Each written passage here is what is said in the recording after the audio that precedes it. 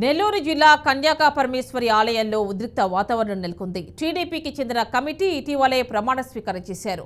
దీంతో పాత కొత్త కమిటీల మధ్య వాగ్వాదం జరిగింది. తమకు ఇంకా 3 ఏళ్ల కాలం ఉందని ఈ నెల 18న సర్వసభ్య సమావేశం నిర్వహించి బాధ్యతలు అప్పగిస్తామని పాత కమిటీ తెలిపింది.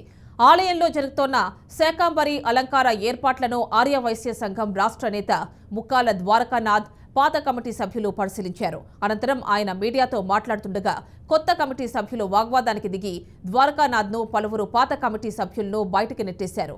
దాంతో కమిటీ ఏర్పాటుపై రచ్చ కొనసాగుతోంది. దర్శనానికి కూడా మాకు ఇంత పెద్దమైనటువంటి వాతావరణం సృష్టిస్తారని నేను అనుకోలే. వాసవికుల ఆధ్వర్యంలో ఏర్పాటు చేసింది మా కమిటీ. ఆ కమిటీకి సంబంధించి దాదాపుగా 2700 కేజీల కూరగాయలతోటి, 500 కేజీల పళ్ళతోటి, 200 కేజీల పుచ్చకాయలతోటి, దాదాపు 500 కేజీల కరివేపాకు, ఇవన్నీ కూడా మేము ప్రతి సంవత్సరం కూడా శాకంబరి అలంకారం రోజు జరుగుతున్నటువంటి కార్యక్రమం.